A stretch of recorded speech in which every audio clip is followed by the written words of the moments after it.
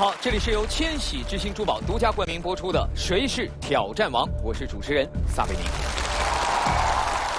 如果说我们每个人都是一台时钟的话，让我们惊讶的是，我们居然找到了一位挑战者，他可以说是一只秒表，他的生物钟精确到了秒，甚至是半秒。有请文心宇。你好，沈金宇。小范老师好，欢迎你。你今晚的挑战是蒙眼计时间。为了直观地了解你的生物钟到底有多精密，我想提前对你进行几项测试。好。首先就是有没有勇气听我唱歌。好。规则是这样，我开始唱一首歌，我觉得可以了的时候，我会说停，然后你告诉我我唱歌用了大概多少秒，可以吗？可以，开始。大河向东流啊，向东流啊，天上的星星参北斗啊，参北斗啊，参北斗。停！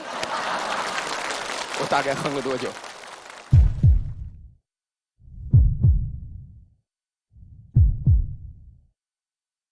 ？20秒，20秒。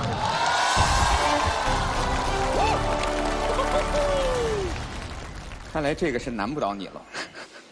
这样，咱们共同完成一个接力赛。我们一共限时2分钟，我先做1分钟，然后你接力做1分钟。我要拜托你的是，万一我这边有点什么误差，你在我停的时候，你得把它完成下去。好。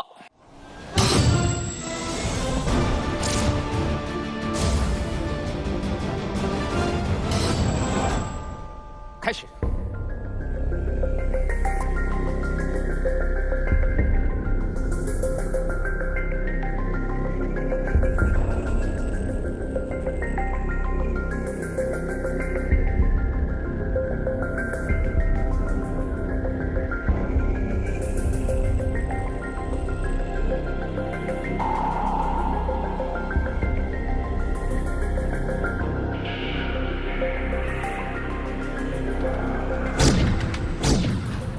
我这边已经停了，请你接着我的时间继续往下走。我们2个加起来最后只要是2分钟，我们就挑战成功。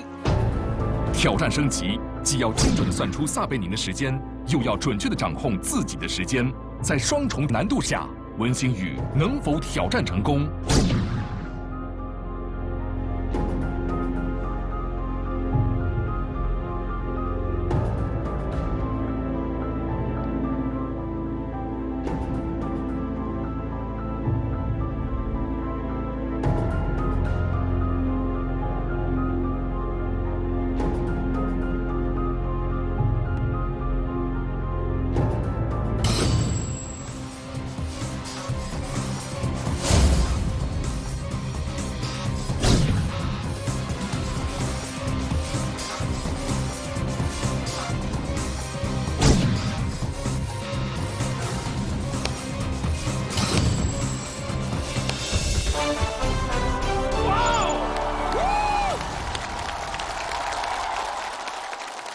虽然他年纪小，但是他知道时间的宝贵，这一点可能很多成年人都不一定做得到。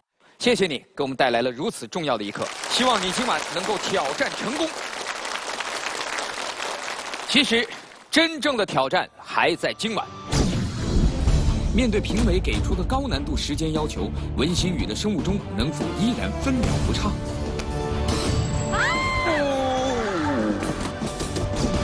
今晚挑战不可能的舞台还将迎来一位特殊的挑战者，他要挑战像蝙蝠一样能利用声波反射判别物体的位置和材料。人类是否真的能够具有这种不可思议的能力呢？明白了。他的挑战能否成功？接下来，观众朋友们千万不要走开，千禧之星珠宝将邀请您和我一起共同关注由长安福特锐界独家冠名播出的《挑战不可能》。天行健，君子以自强不息。你太厉害了，真的，你让我浑身起鸡皮疙瘩。综合频道本周日晚8点档，挑战不可能，让生命绽放奇迹。天行健，君子以自强不息。在我生下来5个月的时候，让我眼睛看不见。哇！我的前面有任何的障碍物，我都可以躲开。你太厉害，你太厉害了真的，你让我浑身起鸡皮疙瘩，吓我一跳。啊，还没完，还没完。今天来到了这个舞台，让我懂得了一个道理：这世界上没有什么是不可能的。太不可思议，这非常困难。我很担心呐，有一点的紧张分。秒不差呀！是不是不可能？我们想掌声有请周华健评委过来试一下。哇，我根本不知道了吗？华健评委，你又出个声啊！我在哪里？太不可思议。挑战不可能，让生命绽放奇迹。有请主持人撒贝宁。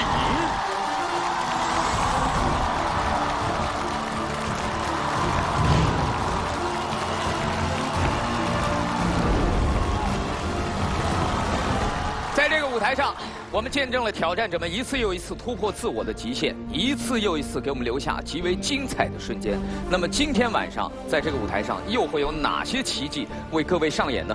我们邀请各位和我们现场的3位评审一起共同见证。锐意前行，皆由我定，挑战不可能由全方位领先7座 SUV 长安福特锐界独家冠名播出。激荡脑力，激发潜能。挑战不可能由核桃露领导者6个核桃独家特约播出，经常用脑多喝6个核桃。在我们节目播出的过程当中，您随时可以登录新浪微博，使用雷达扫描参与挑战不可能话题互动。同时，您还可以打开微信，点击发现，进入摇一摇功能，选择电视，摇手机参与互动，赢取由史丹利第4元素复合肥独家赞助的奖品和现金红包。第4元素复合肥，为挑战者加油！接下来，让我们掌声请出我们的挑战者。大家好，我叫张伟，我今年32岁，我来自山西，我的职业是一名茶艺师。茶艺师，我今天给大家泡的是一款普洱茶，普洱熟茶。普洱熟茶，这是他的职业，一个美女茶艺师。我们先尝尝她的茶吧，好不好？来，请茶。谢谢了。先给长辈。谢谢。来，请茶。先给女士。谢谢。来，我自己喝一杯。对，请茶。熟普洱很香。4杯茶已经喝了，但是大家可能还猜不到我们的挑战者他的挑战项目究竟是什么。接下来，我要邀请我们的3位评委和我们的观众一起到场外去见证挑战者张伟的挑战项目。走。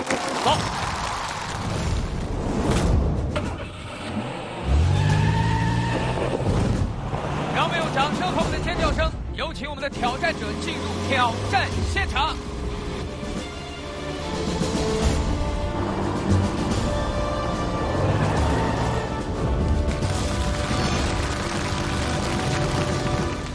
他穿旗袍出来的时候，很明确就是个茶艺师。万一茶的时候，他滔滔不绝。那结果你真的没想到，他能够会换上一身那个赛车服。今天我要告诉大家，挑战项目就是张伟要驾车穿越3道门。但是这么看起来，这个穿门而过应该是非常简单的事儿，几乎我们都能做到。我会。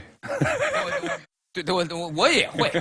所以我想，难度肯定不在于这儿。那么究竟难度是什么？我们稍后会为大家揭晓。但是在这儿啊，我想问一下张伟，有没有可能在车上多坐一个人，然后你用稍后你挑战的这个驾驶方式来试一下，让我们其中的哪一位评委感受一下？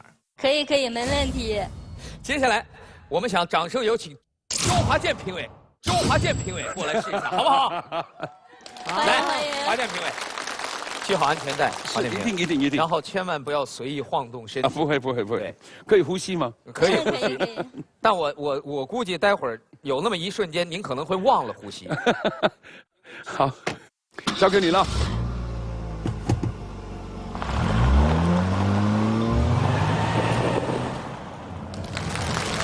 我们掌声送给具有挑战精神的周华健评委。他会以怎样的方式来体验张伟的不一样的驾驶呢？我们拭目以待。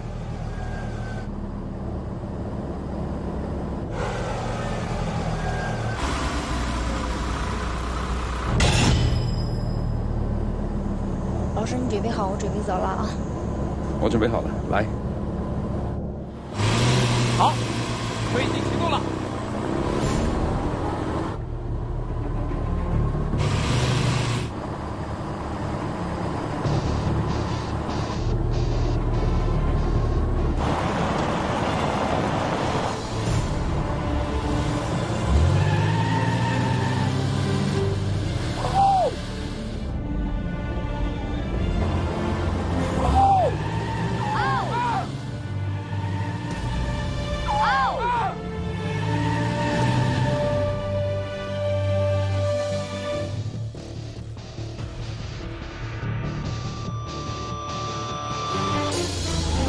没事没事。华健评委，哇，您出个声啊！华健评委，你还在吗？哇！哇！哇！哇！看到没有？哇！哇！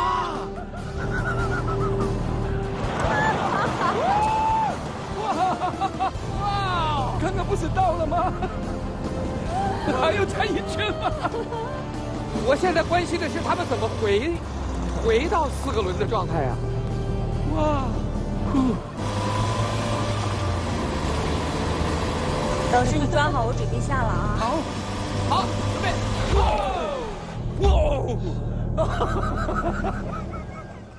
其实我还想要装那个铁汉，一翻起来嘛，吓一大跳，我是瘫软的。快看一下，华健评委已经瘫倒在车内。欢迎你回到地球。我在哪里？你降落在地球上了，欢迎你回来。让我们掌声欢迎返航的宇航员。我撤着手。哇，很棒，很棒，很棒，很棒，很难得的经验哦。什么感觉啊？有一瞬间，我觉得车子要翻过去了。我的感觉是我人已经贴着地的，所以这个不容易的挑战。挑战规则：茶艺师张伟将驾驶 SUV 汽车进行侧2轮行驶，连续通过宽度依次为3米、2.9米以及2.8米的3道窄门，车体与窄门不得有任何接触。在侧2轮行驶过程中，车体的水平最宽处将维持在2.6米上下，共有3次挑战机会。它的技术是很吓人的，一个这样子很细微的角度就开始在走了。与普通轿车相比 ，SUV 汽车的自重大、底盘高，在进行侧2轮行驶时需要更大动力，将产生较为剧烈的晃动。而较之男车手，女茶艺师张伟更需要跨越力量的难关。这项挑战将无疑是对他的汽车驾驶综合能力、控制平衡的能力，以及能否保持绝对稳定心理状态的一次极致考验。准备好了，挑战者，第1次挑战。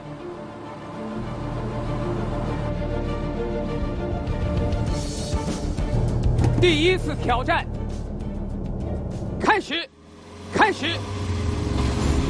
好的，我们看到他出发了。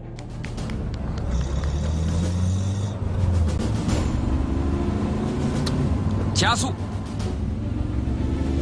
好的，起来了。之前我们看过的都是用小轿车做侧2轮的特技行驶，而 SUV 由于本身特殊的结构，在侧2轮行驶的时候，相比难度要大得多。虽然有些摇晃，但是我们看到张伟还在不停地进行调整。茶道与汽车特技，在我看来，他们都是一样的，都需要以一个平和安静的心态来完成。第1道门，他现在已经对准了第1道门，有差不多40厘米的空间可以让汽车通过。好的，好的。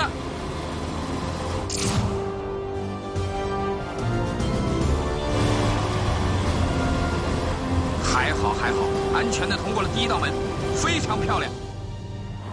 后边的门会越来越窄，第2道门比第1道门窄了10厘米，张伟必须尽快地进行调整。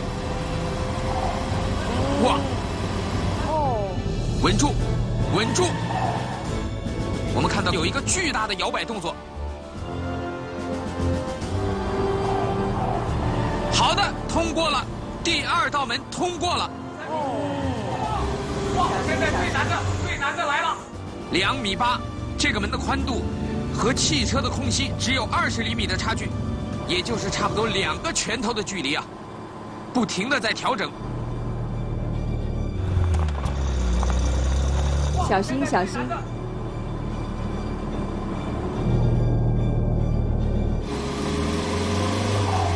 2.8米，任何部位不能碰到，不能碰到。2.8米，任何部位不能碰到，太棒了！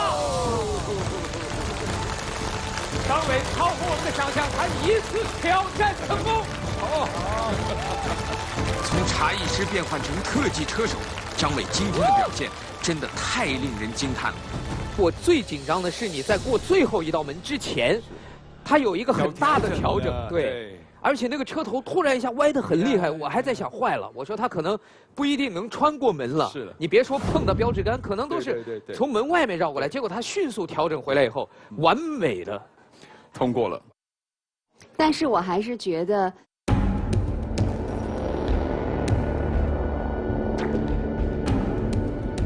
好轻松啊！对于张伟来讲，并没有无险，对他的技术很娴熟。对，是不是这个挑战对于你来讲还没有达到你的极限啊，张伟？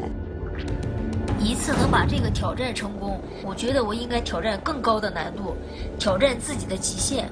我对我自己抱有很大的信心。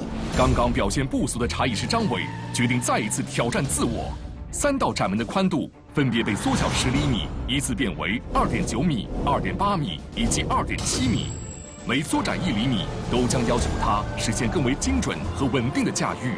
挑战难度升级，而茶艺师张伟只有1次机会，他会成功吗？我准备好了。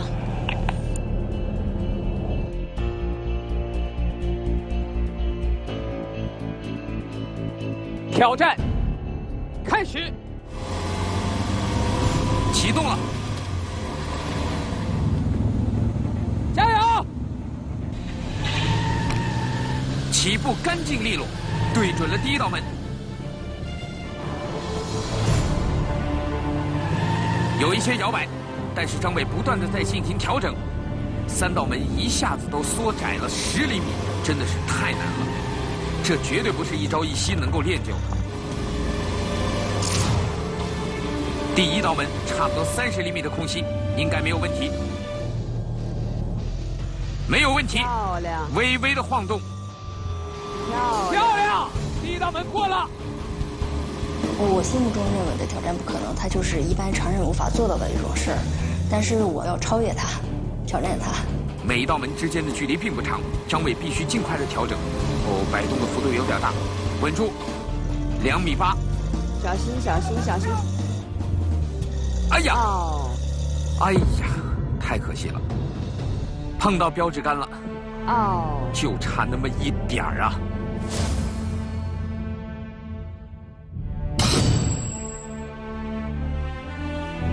我看张伟还在继续，还在调整，稳住。最后1道门和车之间只有10厘米左右的一个空间。加油！加油！加油！加油！加油！加油！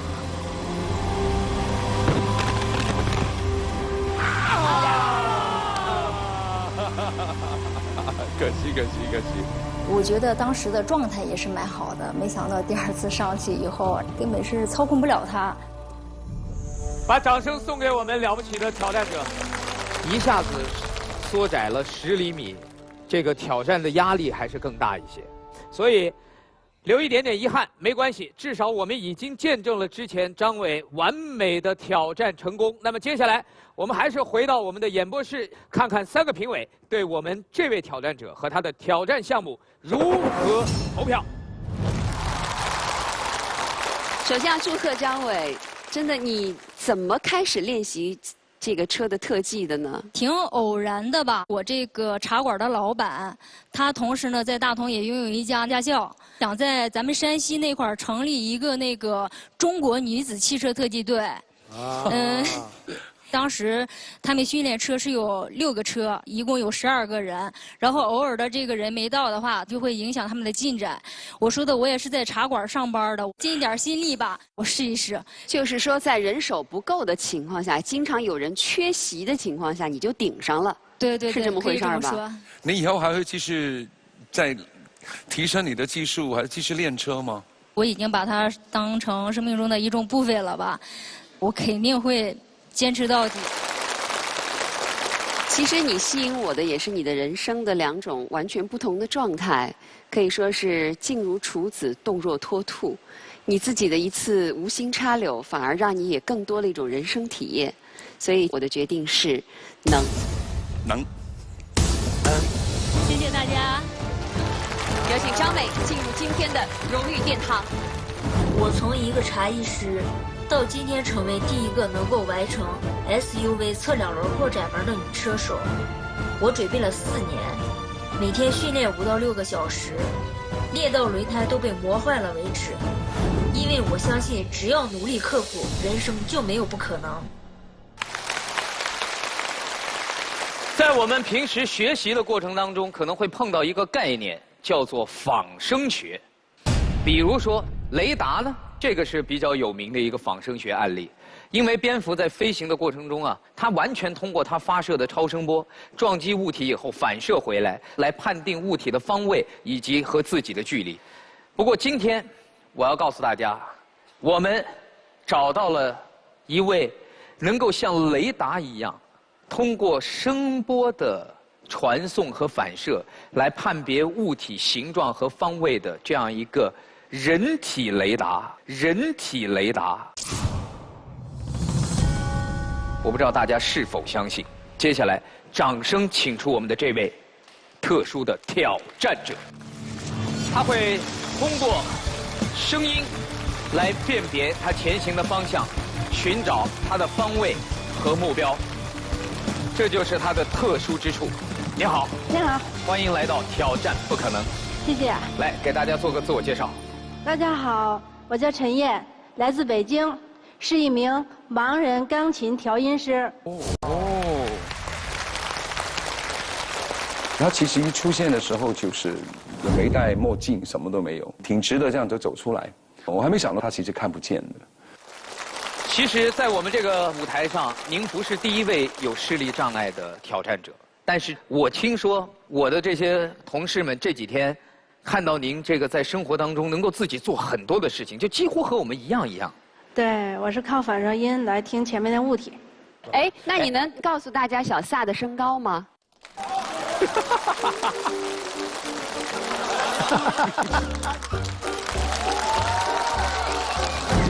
别鼓掌，别鼓掌。这能说吗？鼓掌就干扰他了。能说吗？鼓掌就干扰他了。能说吗？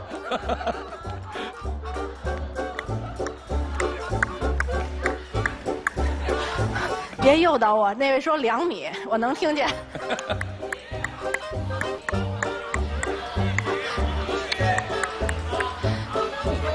我认为是1.72米左右。差不多。对吗？反正这个问题我不予回答。那么接下来我要告诉各位，他今天的挑战绝不是像刚才我们所尝试的这么简单。我们的挑战难度超乎我们的想象，超乎我们的想象。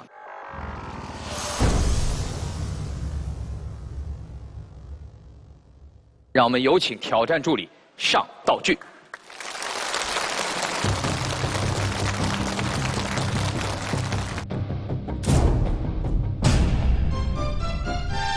哇，好可爱呀！哇！请听挑战规则。在我们这个棋盘方阵内，共有28个象征棋子的圆台子。稍后，我们将在圆台子上由评委随机安排我们这些孩子以及模特的位置。而在这个过程当中，我们的挑战者将在他的等候区戴上耳机。28个台子我们安排好了之后，由挑战者依次通过他的声音来辨别，这上面是一个真的小朋友，还是一个小模特。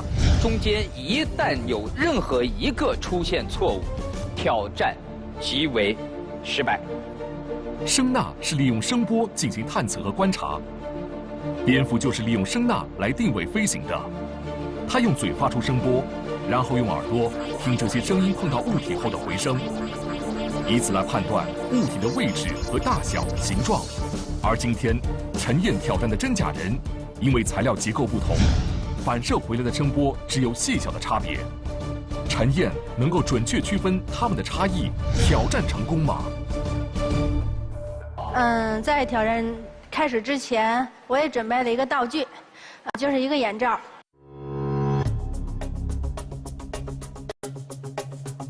就是一个眼罩。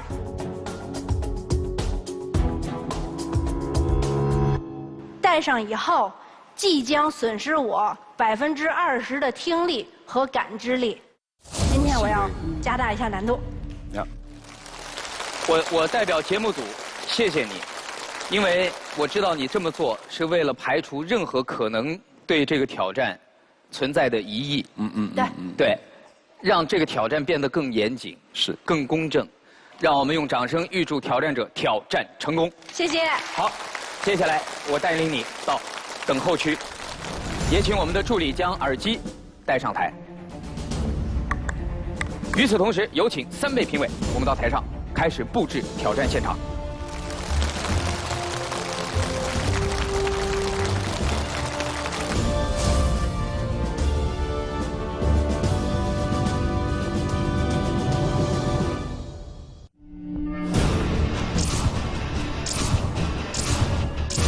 3位评委一起布置了陈燕的挑战内容。李博士和周华健也将亲自参与其中。面对复杂多变的28个圆台，陈燕能完成挑战吗？好，我们的道具已经准备好了，现在您可以摘下耳机。好，跟随我来到挑战区域。好的。慢一点。我们从离你目前最近的方位开始，你挨个的分辨判断。我要用我的方式来定一下位啊。可以。大家不要吓到啊！音响老师关一下扩音。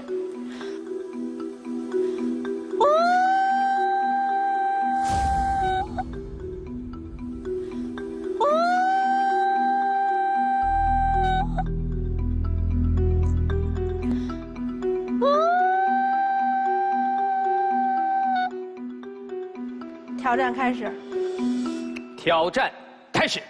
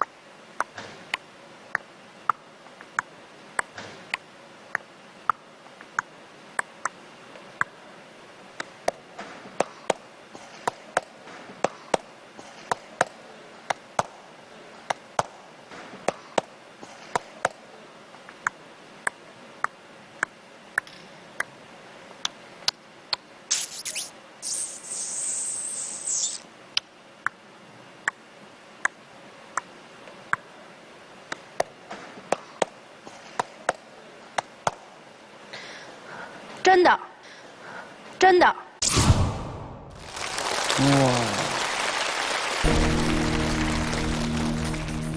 我从来没有做过这个挑战，换言说，没有听过这么细。我说出答案的时候，我都心惊胆战的，我就怕说错了。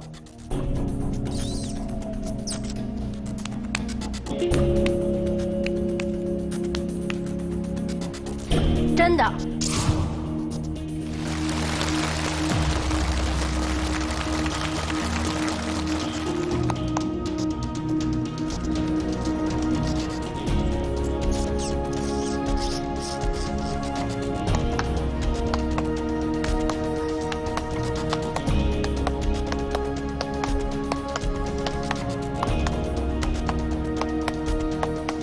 不行，我得用我的杀手锏。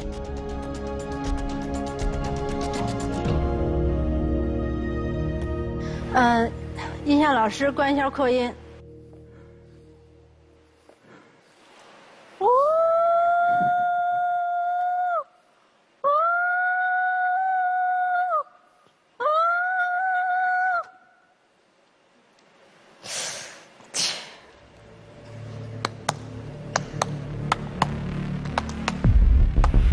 小撒老师，你们有可能弄不是模特和孩子的东西吗？不是模特和孩子的东西，确实没有。此刻这个东西内心是崩溃的。音响老师关一下扩音。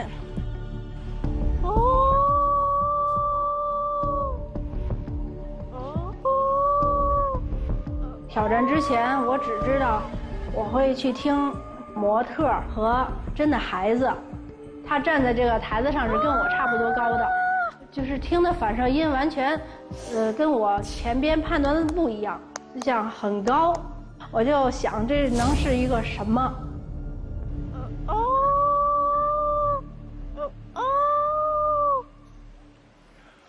这个应该是。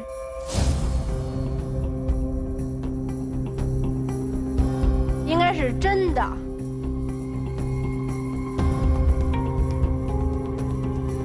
但是是个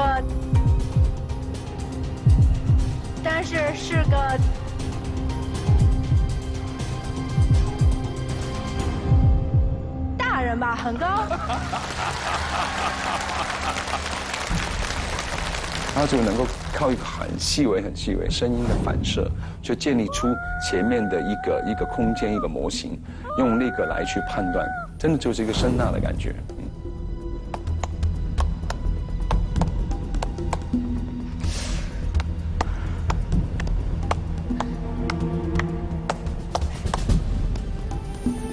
音响老师关一下扩音。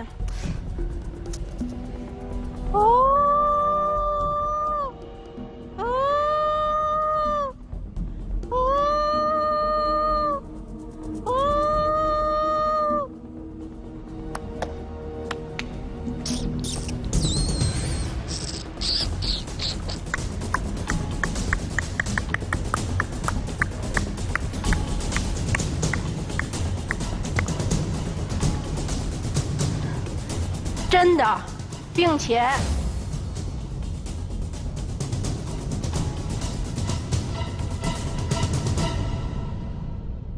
是2个真的。哇！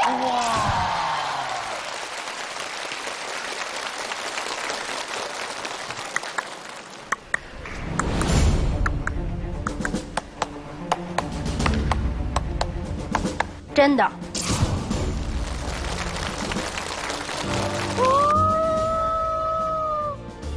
2个都是真的。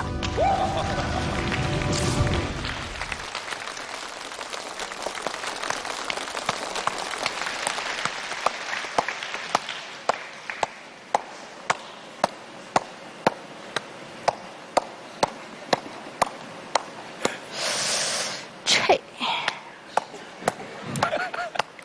小撒老师，这增加难度不是一点半点啊。我们舞台上东西多呀，确实很多呀。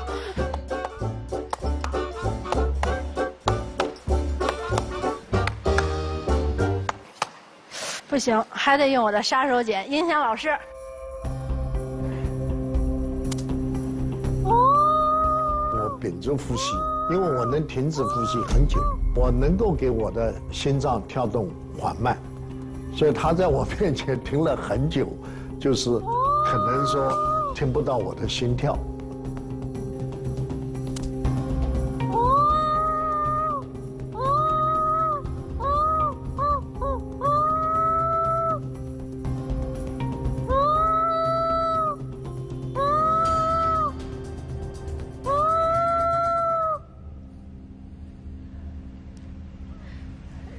真的。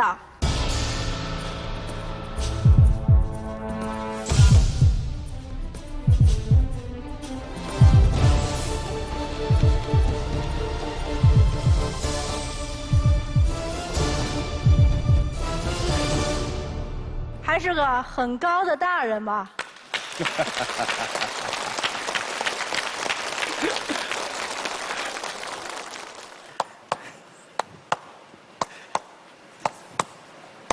真乖。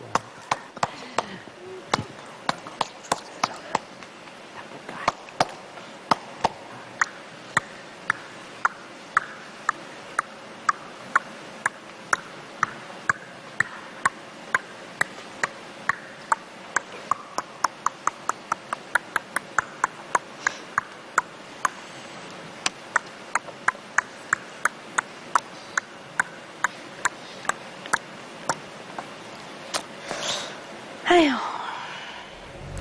累了。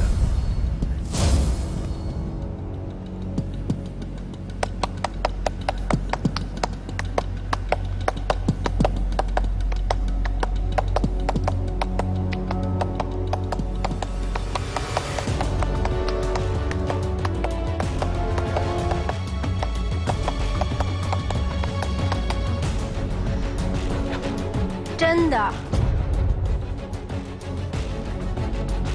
真的，并且是2个，并且一前一后。还没完，还没完。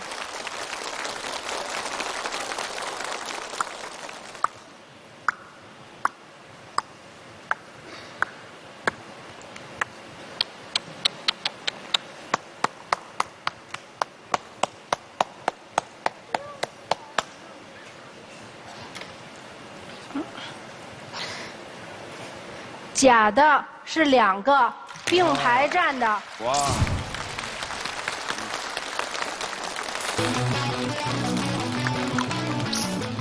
假的。真的。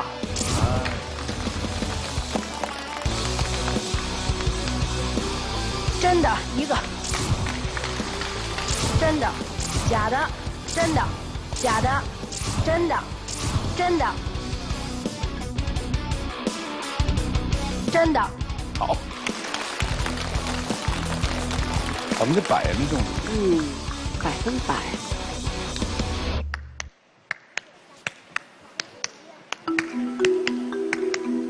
前面的难关都被陈燕一一突破，真的。最后一道挑战了，撒贝宁将亲自站上圆台，这道几乎不可能成功的挑战，将最终考验陈燕的能力。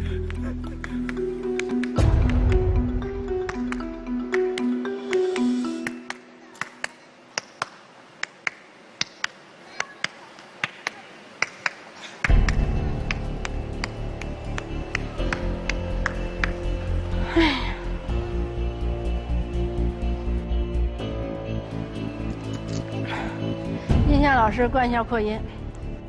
哦。哦。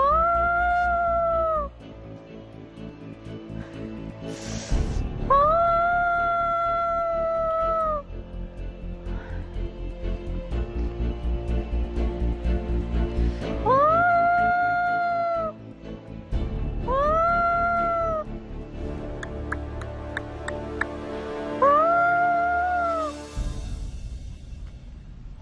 小撒老师，这场上有可能是什么东西吗？因为当时没有太多其他的东西了。因为当时跟我说的是听人啊。确实是。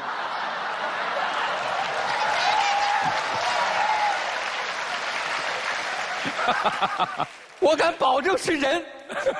好，我相信您。可是这有点难度。哎，还能动！哎，还能动！哎，还能动！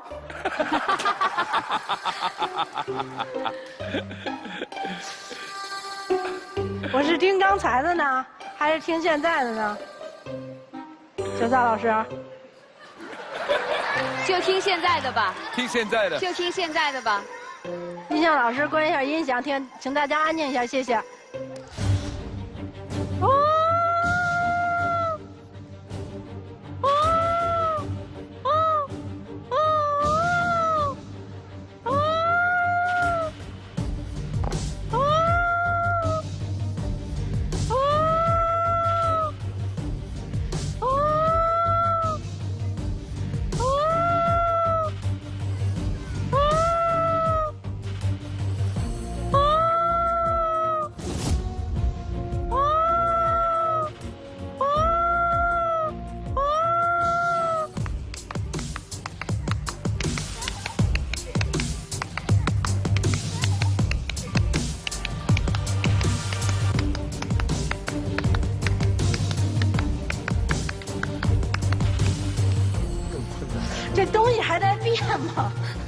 这是不是赖皮了？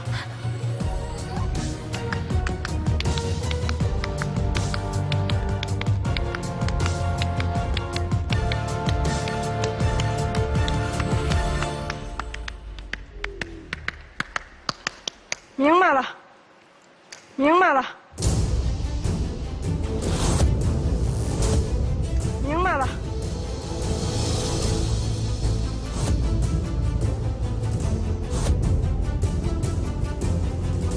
前面是个假人，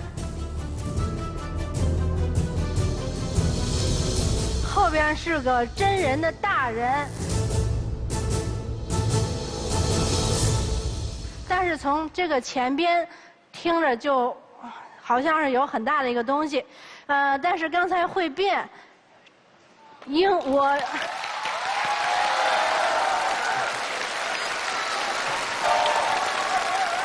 好，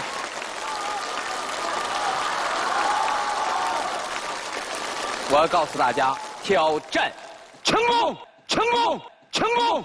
耶！来，小朋友们，我们一起跳起来！成功了！哇，太不容易了。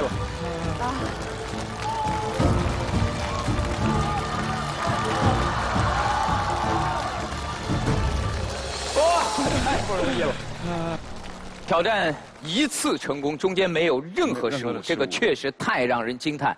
而且我们设置的所有障碍都被他一一突破。那么接下来我会在荣誉殿堂等着你，祝你好运，希望能在那儿见到你。谢谢，谢谢，太棒了。我很好奇哦，当初最早你发现你没办法再有视力，怎么做决定的？在我生下来5个月的时候，我的爸爸妈妈就发现我眼睛看不见。当带我去了很多医院，得到答复都是没法治的时候，他们把我放弃了。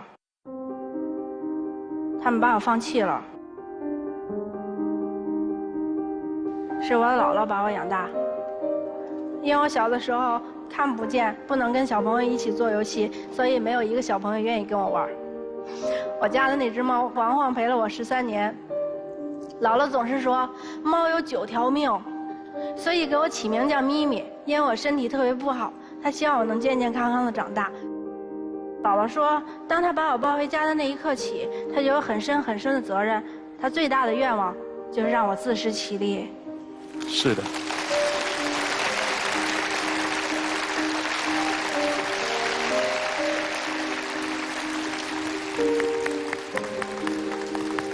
他怎么样来教你，让你能够自食其力？我记得我懂事的时候，我就跟别的小朋友不一样。姥姥总是不领着我的手走，她告诉我，在我的前边有墙、有树，甚至有障碍物的时候，都会有反射音的，所以让我靠听走路。当然，小的时候肯定是不行啊，经常会撞到门上。或者掉到沟里，撞到树上，那个时候我会哭，但是我姥姥不会扶我，她说我有能力自己起来。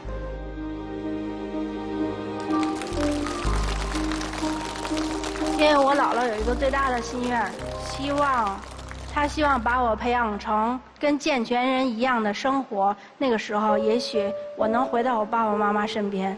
哇，哇。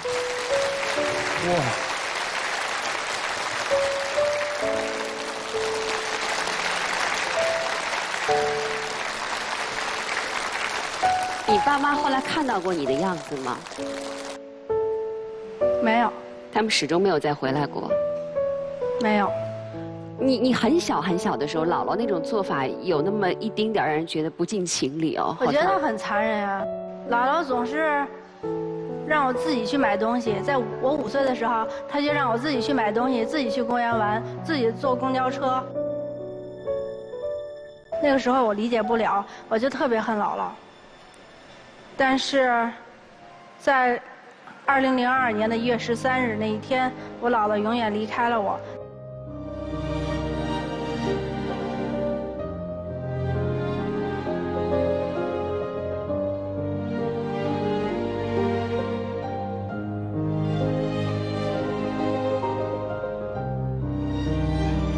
在在头一天，他跟我说，他把我抱回家的那一刻起，他没有别的希望，他就是希望我能自食其力，因为他不可能陪我一辈子，所以他把自己想得到的都教会了我。其实我小的时候去买东西、去坐公交车、去公园，都是他在后边悄悄地跟着我。他跟了我18年，他跟了我18年。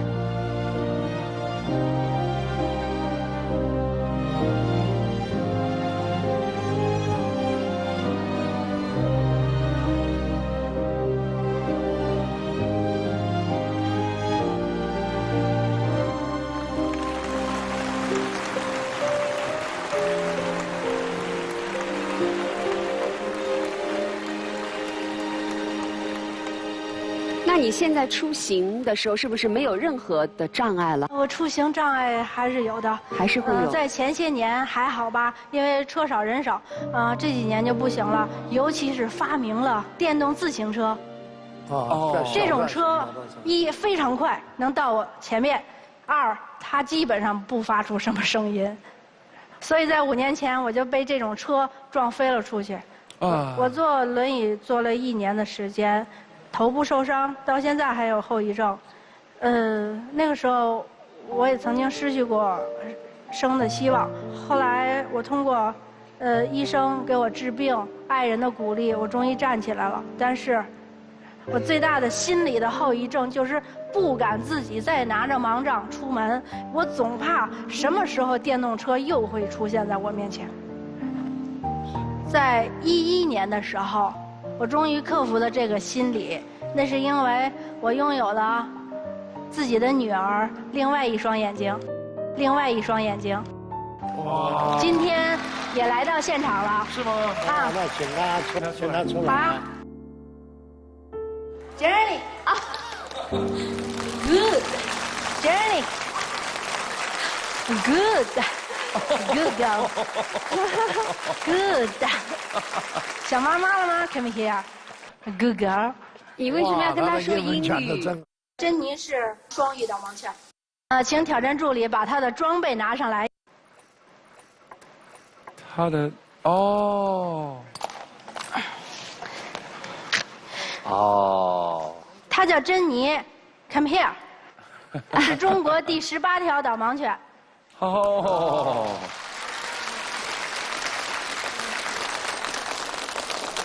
我以前记得在报道当中看到你，是你一直在争取导盲犬可以和视障者一起上地铁，是你吗？是的。哦，这个走了非常艰辛。成功了，这个过程非常艰苦，对。珍妮是中国第18条导盲犬。在中国还很少有导盲犬，所以我们出行处处受阻。虽然有《残疾人保障法》和《无障碍保护条例》规定导盲犬可以进入公共场合，但是我们去到哪里都会受阻。我记得我带珍妮去我家门口的地铁站，希望能带着自己的眼睛坐地铁，但是均遭到拒绝。珍妮看着大家的拒绝，她哭了。还是一个乘客告诉我的，那只黑狗会哭。当时我蹲在他的身边，我跟他说：“请你相信妈妈，在你有生之年，我一定让你带我进入地铁。”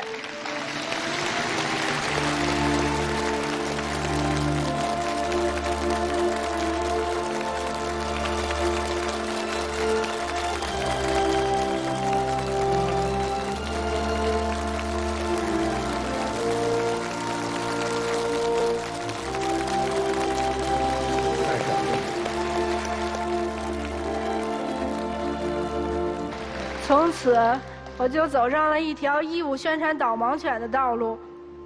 我放下了我的工作，我利用一半的时间去宣传导盲犬。我去很多学校去宣传，最小的到了幼儿园，因为我希望他们长大以后知道导盲犬是什么，我们就不会受到拒绝。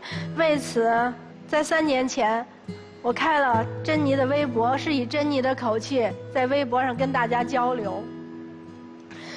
我还开始给珍妮写书，是靠电脑给我读出来我打字的声音。我写了3年，在3个月之前，我终于出版了《听见》这本书。我希望告诉大家，其实听到的世界一样美丽。在今年的5月1号，我终于带着珍妮进入了地铁站，我终于圆了她那个梦想。就是我想，其实陈燕真的从出生开始就是，可能一般的人会觉得这是一个不幸的孩子。可是你今天来到现场，你一直带给我们的就是一种很快乐的感觉。是什么力量可以让你这样的平静的这样坚持？姥姥总是说，当上帝给你关上一扇门的情况下，一定会给你打开一扇窗。虽然你看不见，但是你的耳朵、你的手、鼻子、皮肤，你感知到的东西，别人是感知不到的。所以，我从来没有自卑过。我觉得通过我自己的努力，也完全可以的。太好了啊！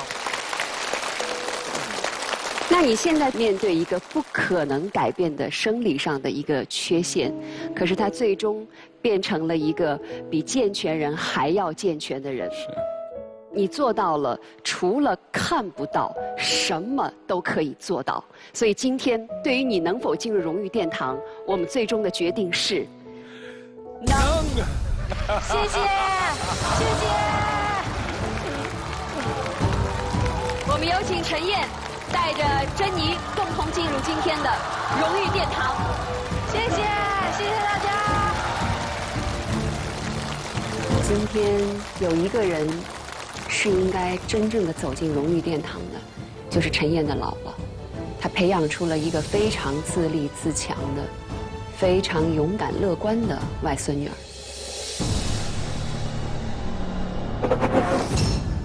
摇手机参与互动，赢取由史丹利第4元素复合肥独家赞助的奖品和现金红包。第4元素复合肥，为挑战者加油！千禧之星珠宝邀请您接下来继续收看精彩内容。我们都听过一个词儿吧，叫生物钟。今天我们要说的这个生物钟的概念，在我们这位挑战者的身上可不一般。如果我说他真的能够利用自己内在的生物钟来精确的控时，甚至能够像钟表一样达到分秒不差，各位相信吗？不管你们相不相信，反正我是相信。但是在我们请出这位挑战者之前，首先我要请出我们今天的挑战大使，也是我的同行，浙江卫视主持人依依。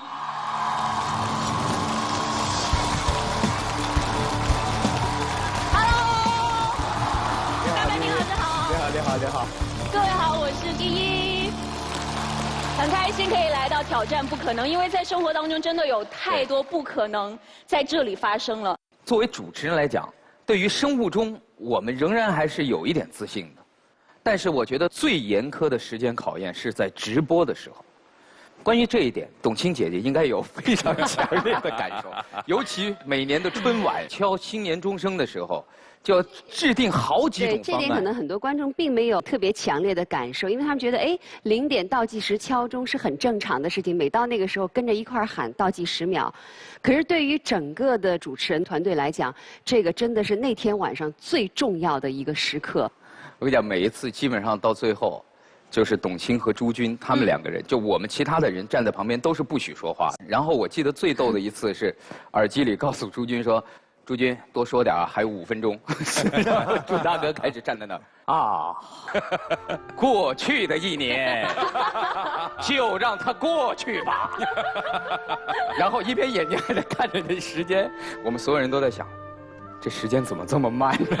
还有最逗的有一次是元旦直播，然后耳机里就说长了长了，再说几句啊，大概还有3、4分钟吧。我也开始，我本来应该站在这儿的，我就走出来，我说我先给大家鞠一躬，感谢所有在直播过程当中给我们打来电话的热心观众，祝大家怎样怎样。我准备去第2躬的时候，耳机里突然说差不多了，差不多了啊，现在只有20秒了。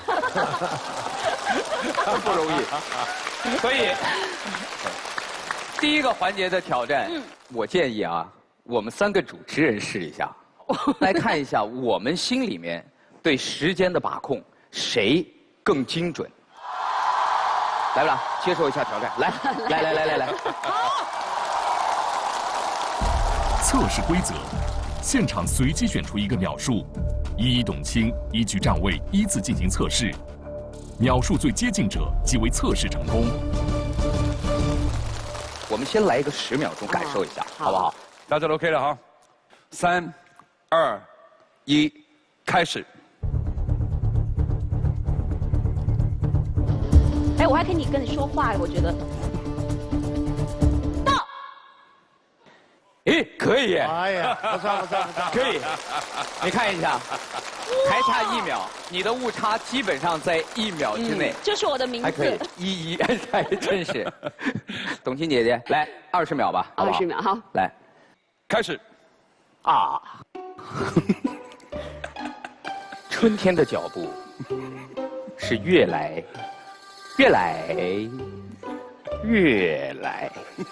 越近。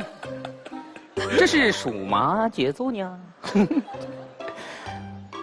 到。呀！到。呀！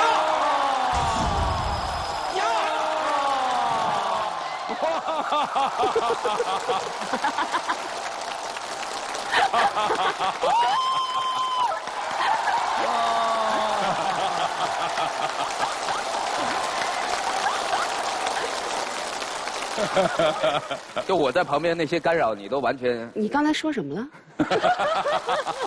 那一刻你是消失的。对，其实我真的没有注意到你在说什么。我的身体有一点点轻微的一个摆动，按照那个钟摆的一个节奏。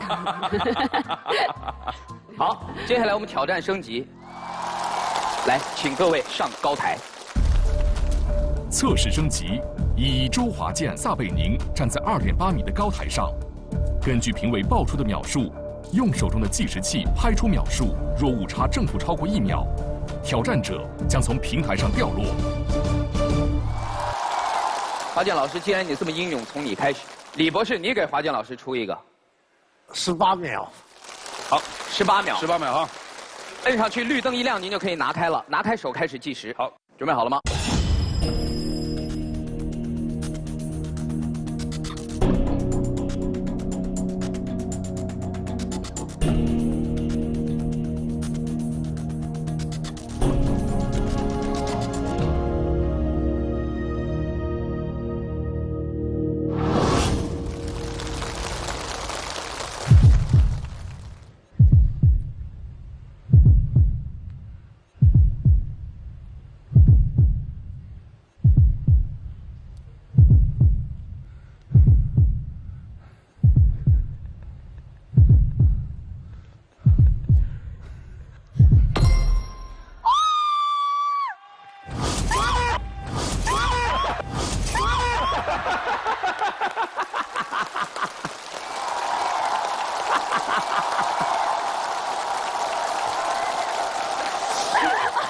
现在还好吗？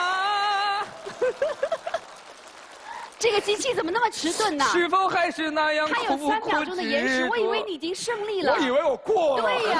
我看华健老师自己的表情都是，我怎么还没跳下去？显然自己他都不相信自己。21秒938，您的误差是在3秒左右。我们在台下看他怎么摔下去。我也想从那个角度看。依依呀，你先来啊。好。给他一个毫秒。25秒。来。松手，同时开始计时。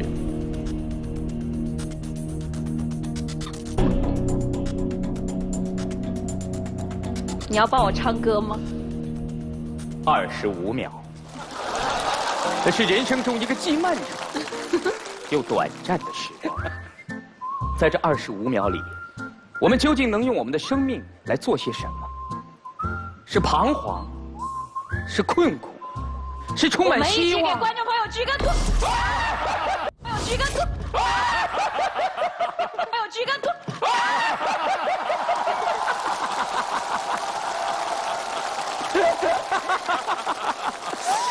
哎，依依，你这个鞠躬的姿势我是第一次见。我们一起来给观众朋友鞠个躬。我去，直接躺下了。好了，挑战到此结束。不行，不行，你一定要测试一下。好，各位说吧，1分钟之内。59，我怎么那么招人恨呢？我48秒吧。哎，黑了我。说定了啊，来。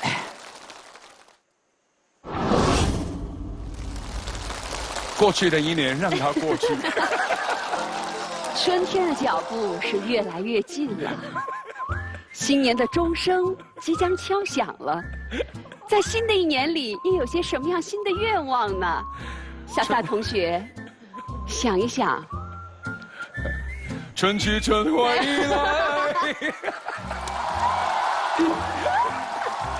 华健老师，您的不管用。朋友一生一起走，那些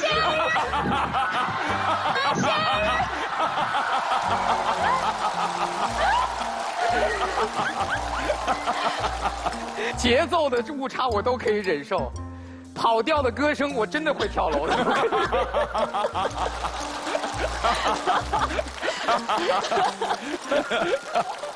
之前的预热环节非常的欢乐，但是从这当中能看出来，人对节奏的掌握不是那么容易的。但接下来我要请出的这位挑战者，那真的是叫可以做到分秒不差。让我们掌声请出我们的挑战者。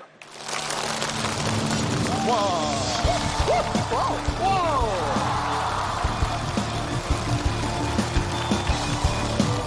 哎呦，好可爱的小姑娘！大家好，我叫文心雨，今年13岁了，来自贵州遵义。啊，好可爱啊！你读几年级了？初一。初一。对。所以你对这个时间是判断的特别准确吗？是的，是的。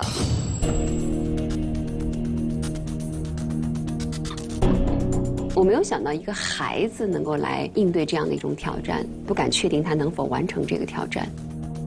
接下来，我们大家检阅一下我们这位挑战者，他真正的内心读秒的这种本事究竟惊人到什么样的不可能的程度？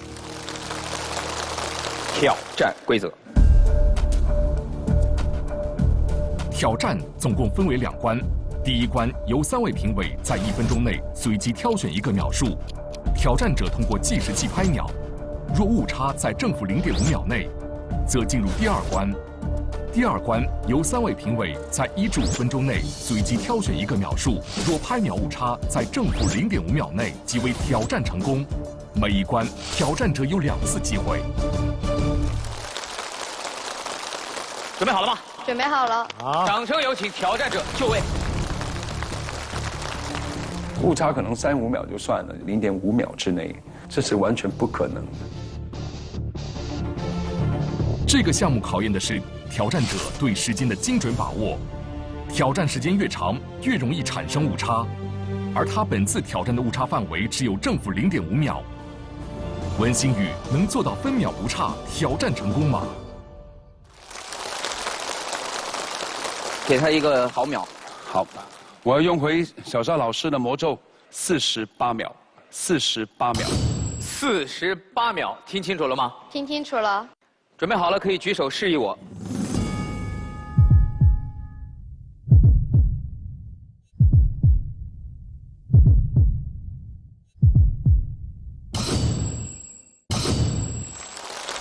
第1关挑战开始。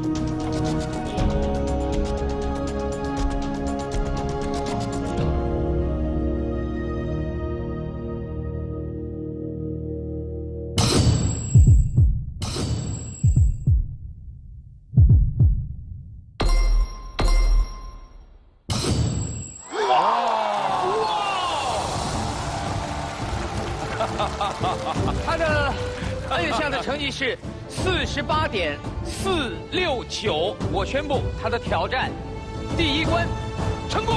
哇！太厉害了，太厉害了！接下来第二关3位评委，你们可以商量一个秒数，可以尽量的在不超过5分钟的范围内。但是因为到第二关了，所以我觉得还是应该有点难度。好了，好，3分55秒，3分55秒，也就是235秒，听清楚了吗？听清楚了。误差范围我们同样要求在500毫秒之内。第二关挑战开始。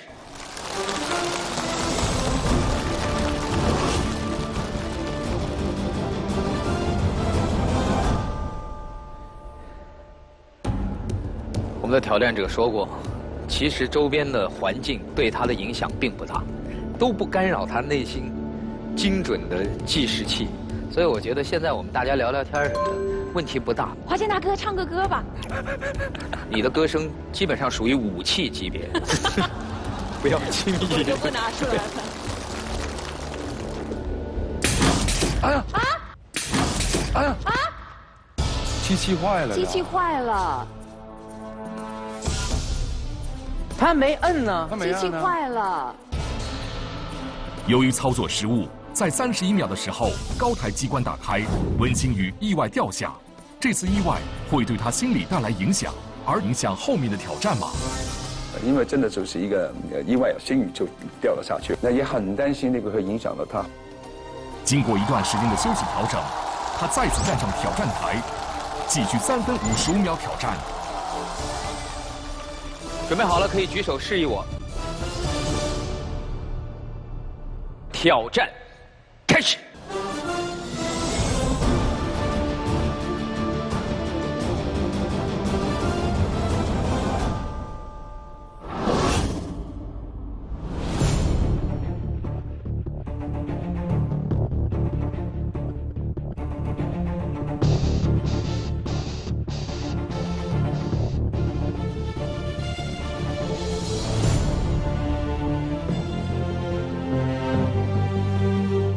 我们因为有直播经验，也知道越短时间越简单，越长越难。每1秒当中，如果你都有20毫秒或者50毫秒的误差的话，那么10秒钟过后你就偏离了。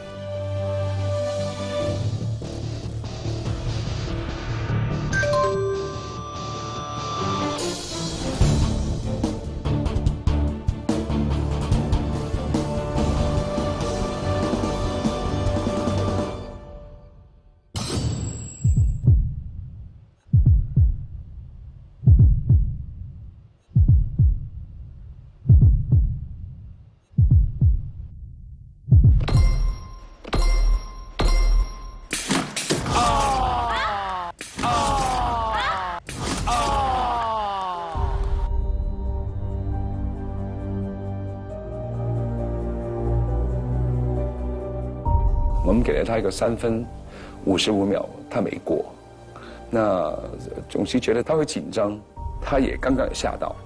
可能就是之前那次，然后站在上面有一点的紧张，这种紧张感是前所未有的，所以呢，就是时间差稍微偏快了一点。因为意外跌落造成的内心恐惧，文星宇在挑战中因为9秒误差并未成功。按照比赛规则，他只剩下最后一次挑战机会，0.5秒，稍纵即逝。文星宇能做到心理准确读秒，完成这项不可能的挑战吗？非常遗憾，但是确实越长挑战的难度越大。我刚才跟他一起在记，其实到1分钟以后彻底乱掉了已经。所以没关系，你还有最后一次机会，我们还可以让3位评委继续。好，我们仍然把它定在差不多的一个3分左右。呀，3分12秒。好，我们祝你这次挑战成功。我宣布，第2关挑战第2轮现在开始。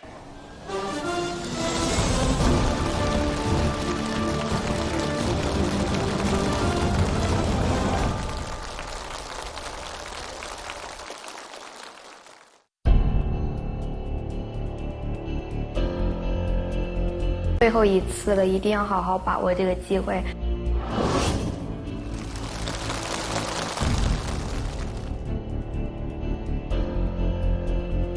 但我觉得练习这个项目能让人心静，排除外界的干扰，这点很管用。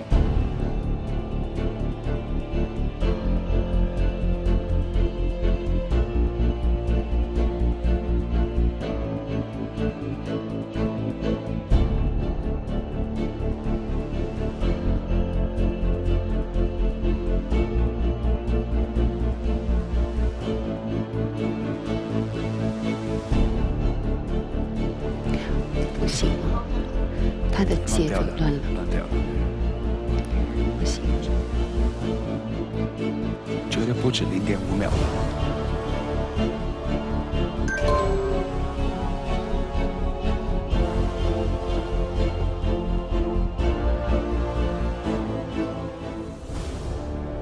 快到3分钟了。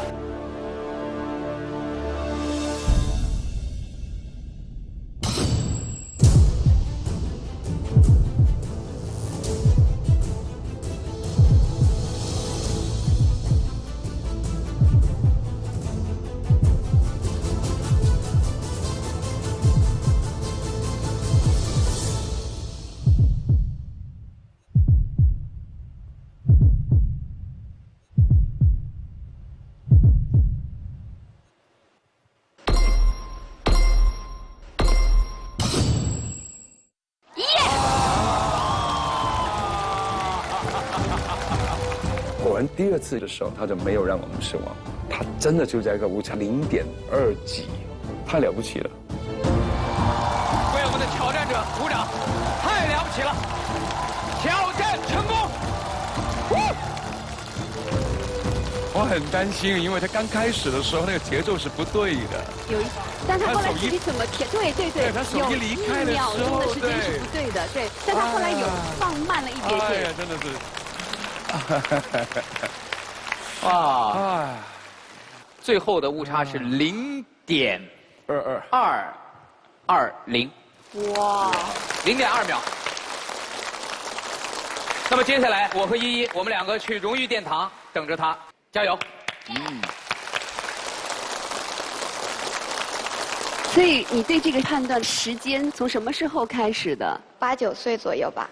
就是小时候因为经常一个人去上学，然后补课之类的，所以呢就要计算好从家到学校的时间，然后再从学校中途要吃早餐呐干嘛的，所以就要规划好时间。规划好也不用到分秒不差呀。因为就是喜欢看着自己的手表，然后看着手表的时候，看着那个秒针，手就会不自觉地敲打出一个节奏来，1秒1个，1秒1个。然后我就到后面就发现自己对时间的把控能力很强。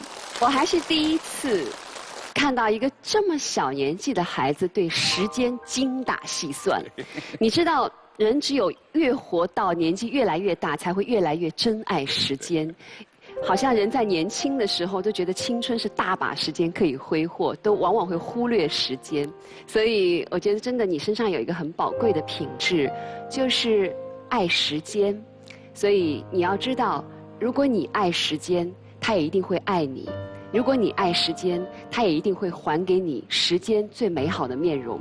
所以我的决定是，能。能了。请金宇进入今天的荣誉殿堂。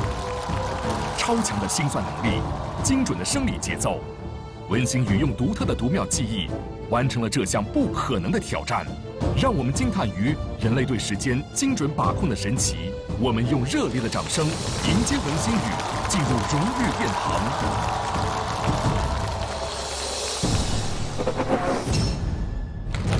按照科学的规律，人不可能永远不老，但是我们可能拥有一颗不老的心。接下来，让我们掌声有请下一位挑战者。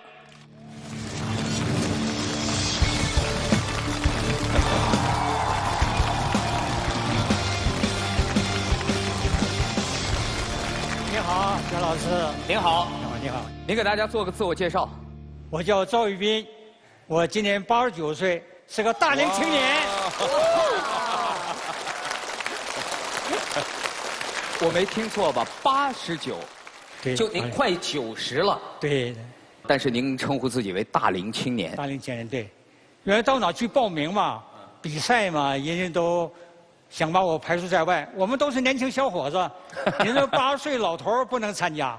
我说我是80岁，但我不是老头，我是个大龄青年。你不能不让我参加，都是青年嘛。那您这个岁数，您来挑战什么项目呀？我挑战的都是摩托车运动，摩托车运动。摩托车。我们的赵老先生要挑战的项目，绝对会让各位瞠目结舌。我们的挑战场地在室外，我们诚恳地邀请各位和我们一起到室外见证赵玉斌老人挑战不可能。好，走吧。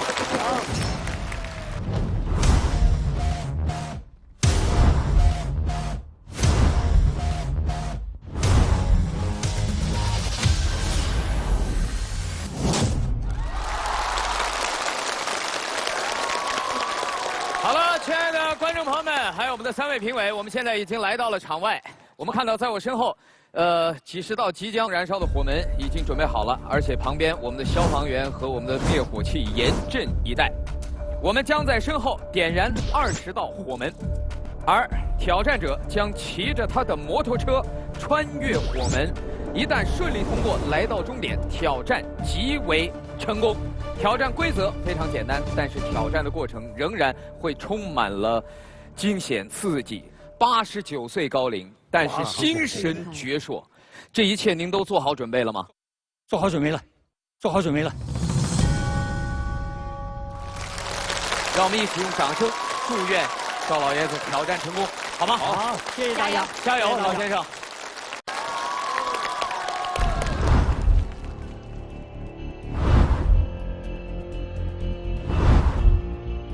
摩托车呢是个勇敢者的运动，是吧？但是呢，它不是年轻人的专利，更加努力去完成这个任务，为我们老年人争气。挑战者现在已经骑着摩托车到达了出发地点，而我身后工作人员现在已经开始在往这20道火门上面浇这个助燃的燃料。一旦他们完成这项工作以后，我们就要开始点火。20道火门很快就将陷入火海。点火！所以我们也希望20道火门能够在一致的程度上进行燃烧，这样的话挑战会更有难度。哇哇哇！那个熊熊火光，我们都感受到那个热波，的确是。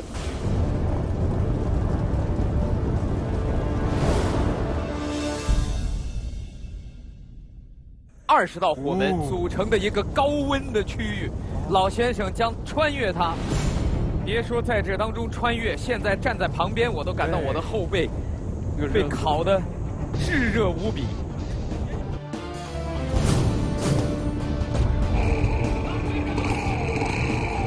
这个挑战的难度在于，挑战者以89岁高龄挑战摩托车特技项目，要在通过火门的同时调整气息，保持呼吸的顺畅。整个挑战对其心理素质以及反应能力都是极大的考验。我们的挑战者准备好，3、2、1，出发！出发！出发！出发！我虽然是89岁，但我不是老年人。我仅仅是个大龄青年，人生要有梦想，要有激情，要有自信。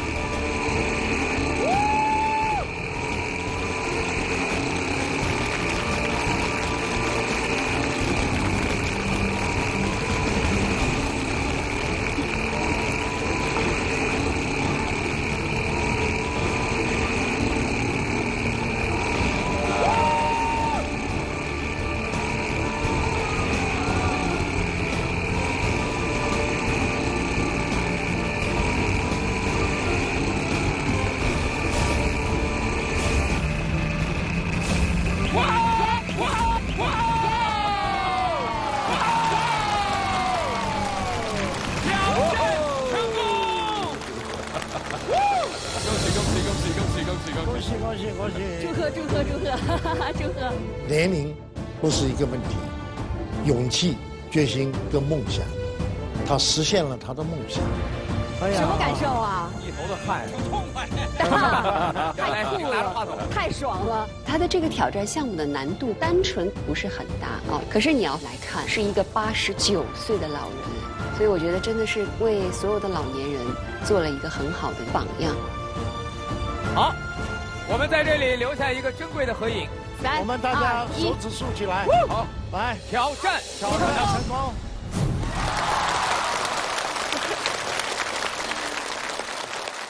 其实按照辈分，真的我们都应该称赵爷爷、赵老伯。可是我觉得这些好像跟您不搭似的，给我们的感觉真的是这么的充满了一种激情和活力。我想问一下，目前在中国像您这个年纪的，还有在玩摩托车的吗？比我大的还没有，现在还没发现。可是那么多年来哈，是什么让你坚持一直还是在骑摩托车呢？因为我是搞摄影的。我在宝钢工作，1956年，摄影宝钢厂区特别大呢，给我配备一台摩托车，那说呢到处去采访啊、拍照啊，有个方便，这样才和摩托车结下这个缘分。以后正好呢，1957年，内蒙古庆祝10周年那么大会上，但摩托车这个项目呢，它是这个没有，说我们表演摩托车吧，这个大家都很轰动。正好58年，全国摩托越野赛举行了。我们呢就作为内蒙古代表队参加那次比赛，我跑了一个第17名。哇，很好，已经很不错了，因为您又不是专业的摩托车手，你说是不是？老爷爷有受过伤吗？你曾经？对，有一次，那在这个58年底，就在北京西山呢，八大处呢，在那训练，结果在山上他摔掉了。那没办法，就是冲下山，完了车到那就这个砸到身上了，把肝破碎。哇！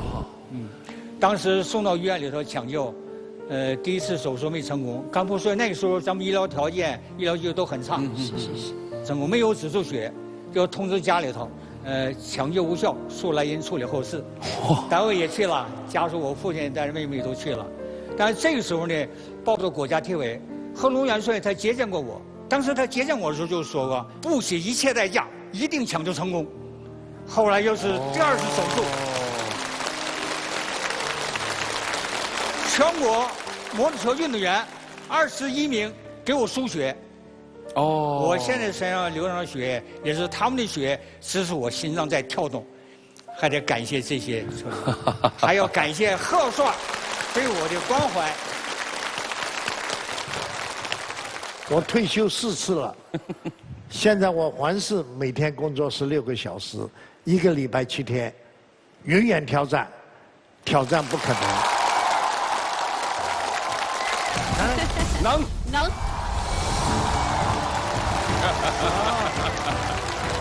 我们有请赵玉斌，大龄青年步入荣誉殿堂。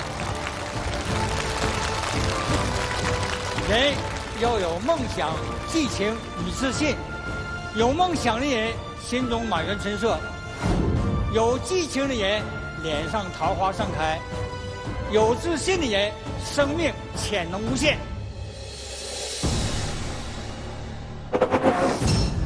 长安福特锐界 2.7T V6 双涡轮增压发动机，超强动力，挑战不可能。本节目由长安福特锐界独家冠名播出。激荡脑力，激发潜能。本节目由核桃乳领导者6个核桃独家特约播出。经常用脑，多喝6个核桃。欢迎您打开手机百度客户端，搜索挑战不可能，参与节目的互动。千禧之星珠宝邀请您接下来继续收看精彩内容。平凡生命，极致绽放，继续我们的挑战不可能。掌声请出我们的挑战者。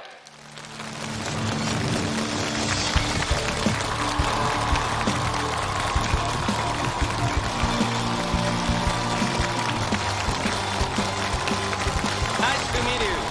Nice to meet you. Hey, my name is Ricardo. I come from Sweden. I'm 45 years old, and I'm proud to take part of Mission Impossible. Mission Impossible. 太太逗了，他把我们的节目翻译成《碟中谍》，不可能完成的任务。Mission Impossible。在他挑战开始之前，现场先让他小小的展露一下他的平衡技巧，好不好？来，请我们的挑战助理端着一桌神秘的东西上来了。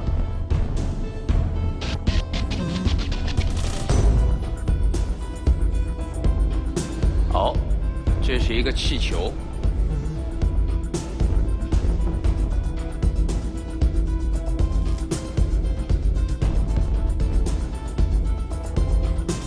哦，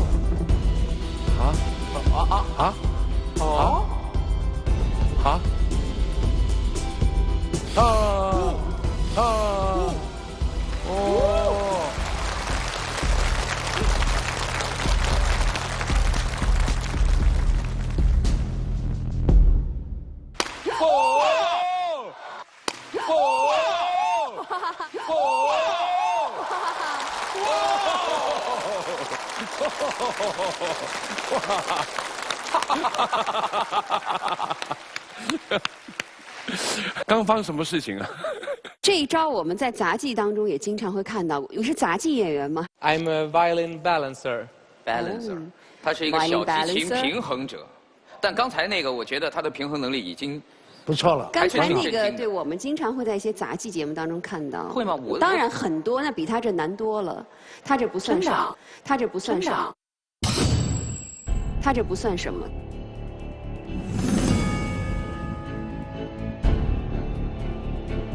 真的？当然，像中国杂技演员很多都能做到，就两把刀的刀尖对着，然后上面再支一个什么，把刀拿走，东西依然吊在刀锋上或者刀刃上，很多这样的表演。所以我想他这个只是可能小露一手。来，先停，董卿停。那个翻译，请准确的翻译我的话。我们中间这位评委认为这不算什么。So the lady thinks that it's not that difficult. OK 当然是难的，你不能说不难。继续翻译，比中国杂技演员差远了。So you cannot really bring down the Chinese acrobats. 准确翻译啊，差远了 ，far away。Far away。108000里。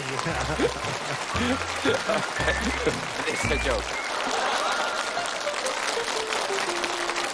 我们需要的是不可能完成的任务，挑战不可能。你能确定待会儿你要带给我们的挑战项目确实是符合这个条件吗 Yes, I've never done it before. 哦，很有自信。好的，我来宣布一下他的挑战规则，看看究竟是一项什么样的从来没做过的挑战。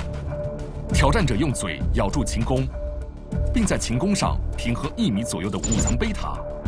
一共13个杯子，随后再完成一段30秒的小提琴曲。曲子完成后，必须将所有物体安全取下，即为挑战成功。一旦有物体掉落，则挑战失败。Are you ready? I am. 我宣布，挑战开始。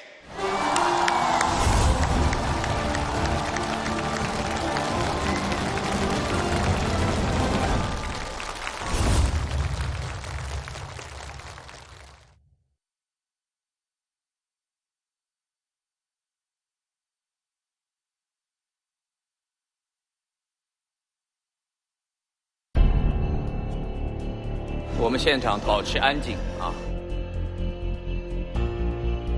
一个是小提琴，然后一个是特技哈，不容易，非常不容易。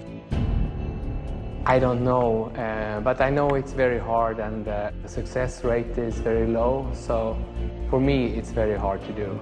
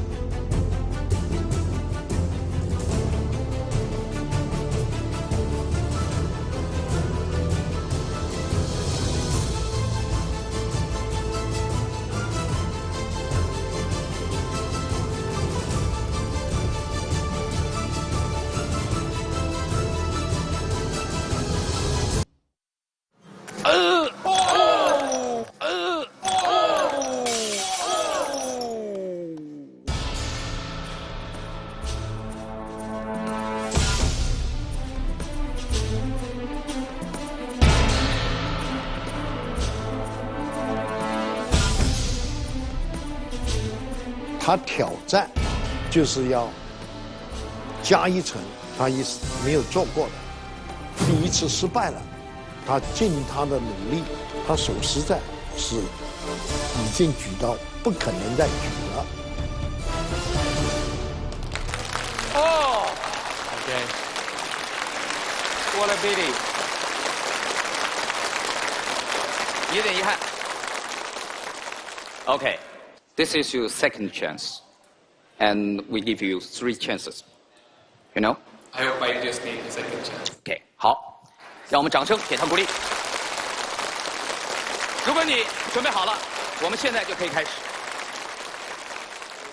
好，挑战开始。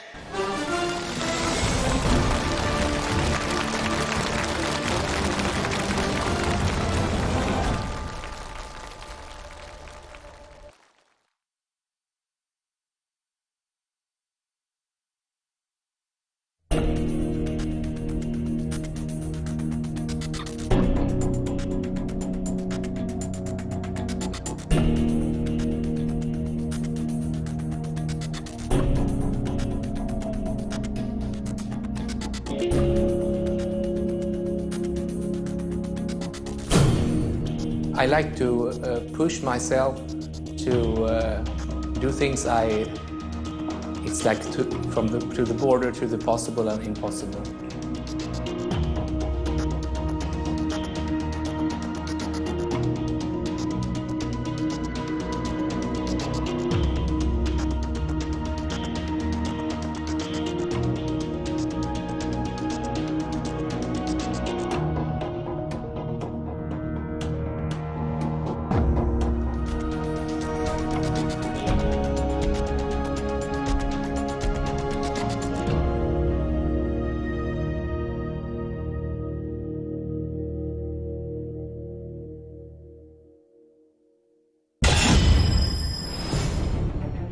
最难这里。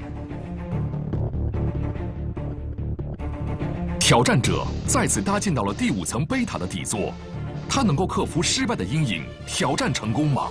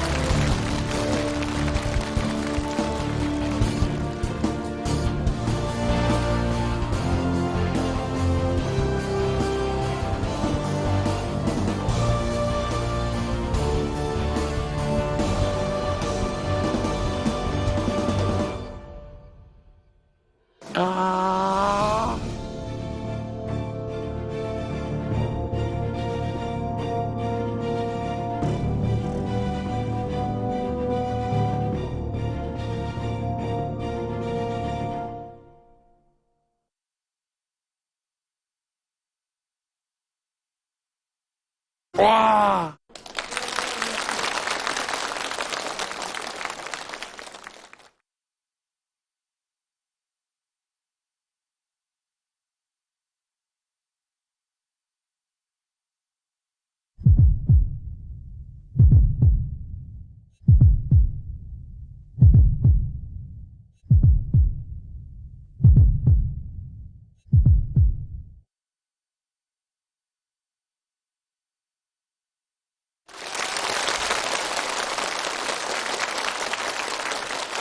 还没完，还没完。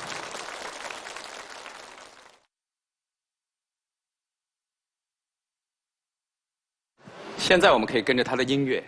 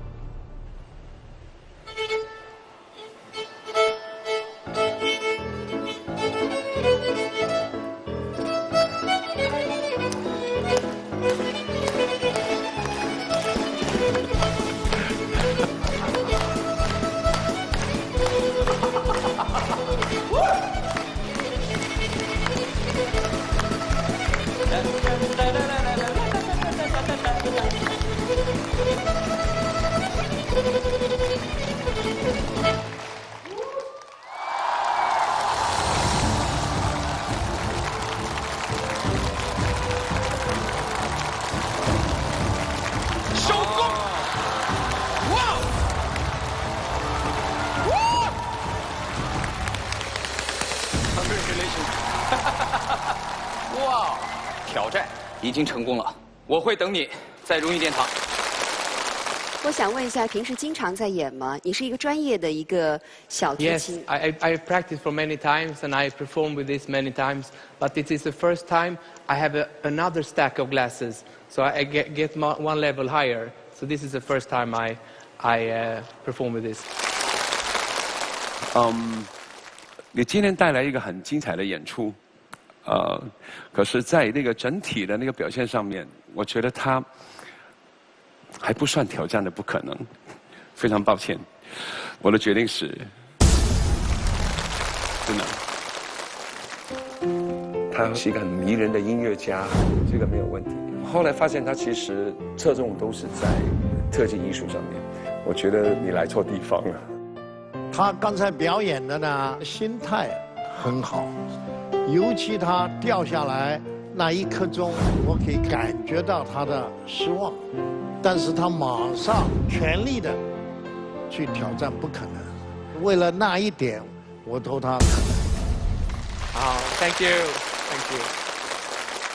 挑战不可能的舞台，我们迎来了很多来自世界各地的一些具有专业特长、天赋秉异的人，他们让我们一次又一次大开眼界。那今天你的表演非常快乐，也很开心，然后但是却没有最终可能达到我们心目当中的那个挑战的高度。对于你的挑战项目，最终我的态度是不能。谢谢你。可惜。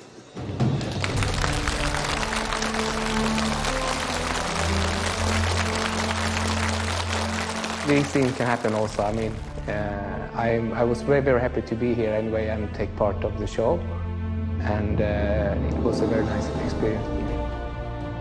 锐意前行，皆由我定。挑战不可能由全方位领先7座 SUV 长安福特锐界独家冠名播出，激荡脑力，激发潜能。本节目由核桃乳领导者6个核桃独家特约播出，经常用脑，多喝6个核桃。感谢北京市丰台区政府北京园博园对本节目的录制提供场地支持。欢迎登录短视频社区美拍、百度贴吧参与节目互动，登录新浪娱乐、腾讯娱乐、凤凰娱乐、搜狐娱乐、网易娱乐、网易新闻客户端、搜狐新闻客户端、腾讯新闻、中国人的一天、一点资讯、今日头条，了解节目的最新动态。平凡生命，极致绽放。感谢收看我们的挑战不可能，下周再见。